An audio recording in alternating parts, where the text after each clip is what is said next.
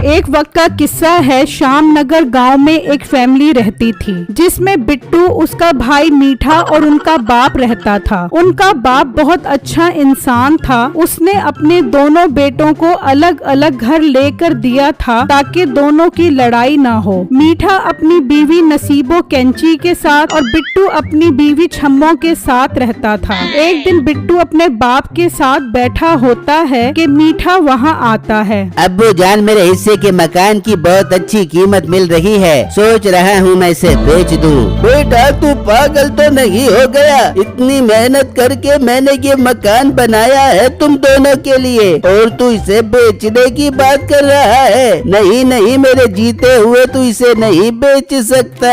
ओ अब्बा, मैं इस घर का मालिक हूँ। अब मैं तेरे इस दुनिया से कुछ दिन दुनिया में जाने का इंतजार नहीं करने वाला। पता नहीं तू कितनी सदियों का वीजा लेकर आया हुआ है। मीठे भाई, ये आप क्या बात कर रहे हो? ये हमारे अब्बू जान हैं, हमें तो इनकी लंबी उम्र की दुआ मांगनी चाहिए। उल्टा आप इन्हें मारने की दुआ कर रहे हो। इंसान को डॉलर के पीछे इतना भी पागल नहीं होना चाहिए। ओ हेलो, तू जिस्म से ही मोटा नहीं, दिमाग से भी मोटा है। इस छोटे से घर में मेरा दिल नहीं लगता। मैं दूसरे गांव में अपना बड़ा घर बनाऊंगा, उसके लिए मुझे इस मकान को बेचना जरूरी है। मीठे, एक बात अपनी नाक के नथने खोल के सुन ले। नाक के नथनों से कौन बात सुनता है? कान खोल के सुनता है। अब्बा, पहले तो तू अपनी जगह ठीक कर। मैं ठीक ही जगह की बात कर रहा हूँ, क्योंकि कान से सुनी हुई बात तो तुझे समझ नहीं आती। हो सकता है नाक के नथनों से बात तेरे दिमाग में चली जाए। घर तेरा है लेकिन कागजात तो मेरे पास है और मरने तक मैं तुझे नहीं देने वाला। चल तू निकल जा यहाँ से। मीठा गुस्से में वहाँ से चला जाता है और अपने कमरे में आ जाता है। हाँ मीठे, हो गई तेरी तसल्ली? क्या कह रहा था तेरा बाप? ओ बेगम, अब्बा कागजात देने को तैयार नहीं है। वो कह रहा है मेरे जीते हुए तू ये मकान नहीं बेच सकता। और कर तू सुसर पर एतबार। अच्छा भला मैं कह रही थी कागजात ले ले, लेकिन नहीं, मेरे अब्बू जान दे देंगे, वो मेरे अब्बू जान है। और देख ले अपने अब्बू जान को। अरे बेगम, ताने देना बंद कर और सोच के कागजात कैसे हासिल किए जाएं। मीठे, टपका दे अपने अब्बे को, टपका दे। जब तक जिंदा रहेगा संदूक पर सांप की तरह बैठा रहेगा। तू न्योड़ा बड़ जोर काट काट के मार दे सांप को। बेगम, बात तो तू बिल्कुल ठीक कर रही है, मगर अब्बे को टपकाए कैसे? मीठे, ये कौन सा मसला है? ये काम तो तू मुझ पर छोड़ दे और मेरा कमाल देखता जा।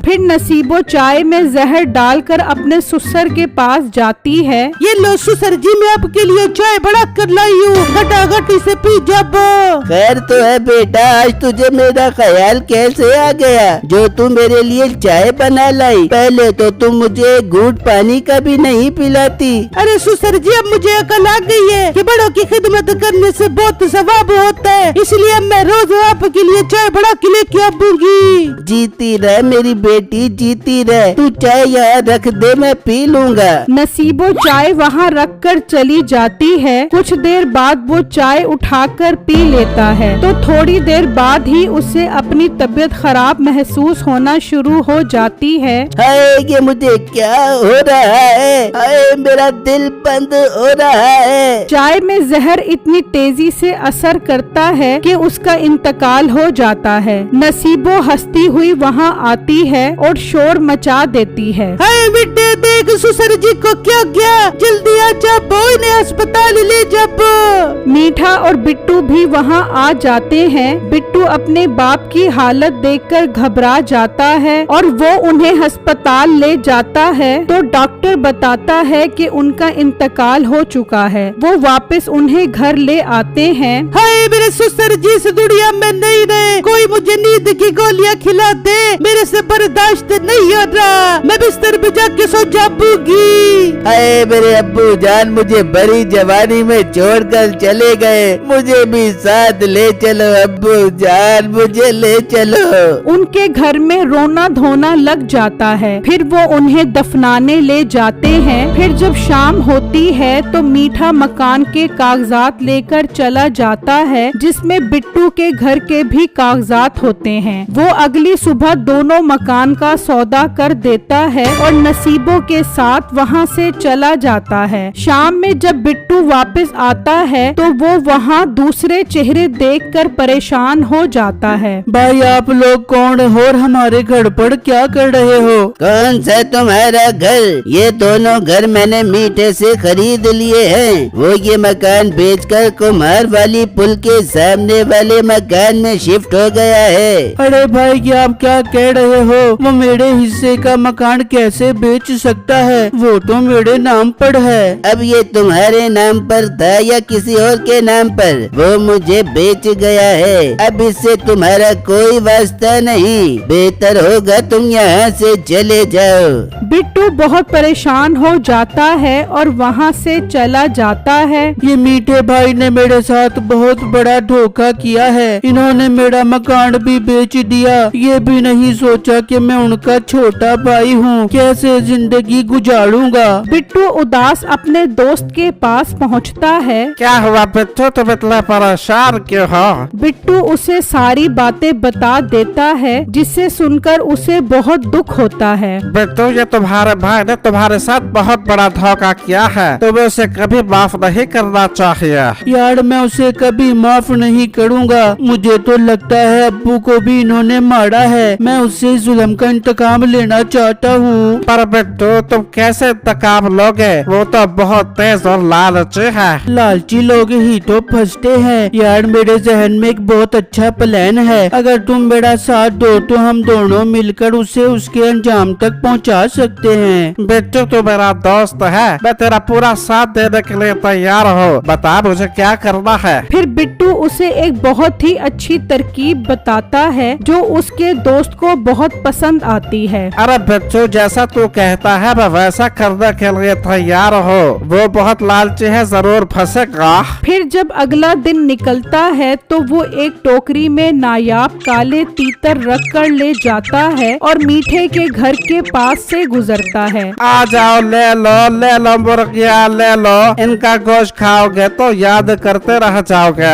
मीठा जब ये आवाज सुनता है तो कहता है, अरे बेगम आज मैं बहुत खुश हूँ। चल तुझे इन नस्ली मुर्गियों का गोश्त खिलाता हूँ। मीठा घर के बाहर आता है। ओ भाई यहाँ आ, दिखा कौन सी मुर्गियाँ बेच रहा है तू? वो टोकरी को नीचे करता है तो मीठा देखकर हैरान रह जाता है कि उसमें नायाब किस्म के तीतर होते हैं। ये तू कौन सी मुर्गियाँ बेच रहा है? क्यों भाई आपको पसंद नहीं आई? अच्छा चलो मैं आपको इनका रेट कम कर देता हूँ। वैसे तो एक मुर्गी 100 रुपए की है, आप मुझे एक मुर्गी के 50 रुपए दे देना। मीठा ये सुनकर सोचता है, अरे ये तो लगता है बहुत बड़ा बेवकूफ है जो इतने नायाब काले तीतरों को मुर्गी समझकर बेच रहा है। इससे ये सारे काले तीतर हथिया लेता हूँ। क्या सोच रहे हो भाई? कुछ खास नहीं। हाँ ये मुर्गियाँ मुझे 50 रुपए में वारे में हैं। तुम मुझे ये सारी मुर्गियाँ 50 रुपए के हिसाब से दे दो। मीठा उससे वो सारे तीतर लेकर अंदर चला जाता है। अरे बेगम देख एक बेवकूफ आया था। इन नायाब काले तीतरों को मुर्गी कह रहा था। सिर्फ 50 रुपए के हिसाब से मैंने उससे ये सारे काले तीतर खरीद लिए। बेगम एक तीतर 10,000 रुपए से कम का नहीं है। अरे मिठे वह बड़ा कोई बेवकूफ था जो तुझे इतने महंगे तीतरों को मुर्गियाँ समझ के बेच गया। हाँ बेगम होते हैं कुछ बेवकूफ लोग जो ऐसे काम करते हैं। खैर बेगम मैं इन तीतरों को बाजार में बेच कर आता हूँ। मीठा वो तीतर बेचने के लिए निकल जाता है और वहाँ बिट्टू का दोस्त उसके पास पहुँचता है और उसे बताता है कि उसने वो तीतर मीठे को बेच दिए हैं। बहुत अच्छा किया तुमने। अब वो समझ रहा होगा कि तुम बहुत बड़े बेवकूफ हो। पर बिट्टू ऐसा करने से क्या फायदा होगा? उल्टा नुकसान हो गया है अपना। यार तुम्हें समझ आ जाएगी, थोड़ा सब्र करो। अब कल तुम वहाँ मोड़ लेकर जाओ और उसे कहो कि मैं कबूतर लेकर आया हूँ। ठीक है बिट्टू मैं ऐसा ही करूँगा। फिर जब अगला दिन निकलता है तो वो 2 मोर लेकर जाता है और आवाज लगाता है, कबूतर ले लो कबूतरों, सस्ते सस्ते प्यारे प्यारे कबूतर ले लो। ले बेगम आज वो बगलोल फिर आ गया है। देखता हूँ उसके कबूतर कैसे हैं। मीठा जब बाहर आकर देखता है तो हैरान रह जाता है कि वो तो बहुत महंगे मोर होते हैं। उसे और बेवकूफ बनाकर वो मोर हथियाने की कोशिश करता है। अरे भाई ये दोनों कबूतर तो काफी बीमार लग रहे हैं। नहीं भाई, ये तो बहुत अच्छी नस्ल के कबूतर है और बीमार बिल्कुल भी नहीं है। अच्छा ये छोड़ो, बताओ कितने के दोगे ये कबूतर? भाई 500 रुपए दो और दोनों कबूतर ले लो। मीठा तो दिल ही दिल में बहुत खुश हो रहा होता है कि ये बेवकूफ तो उसे बहुत फायदे पहुंचा रहा है। वो उससे दोनों मोर लेकर अंदर चला जाता है और नसीबो और मीठा उसकी बेवकूफी पर बहुत हंसते हैं। वहाँ वो बिट्टू के पास पहुँचता है और उसे बताता है कि वो मीठे को दोनों मोर भी बेच आया है। ये हुई ना बात। अब मीठे को मुकम्मल यकीन आ गया होगा कि तुम बहुत बड़े बेवकूफ हो। अब टाइम आ गया है उसे बेवकूफ बनाने का।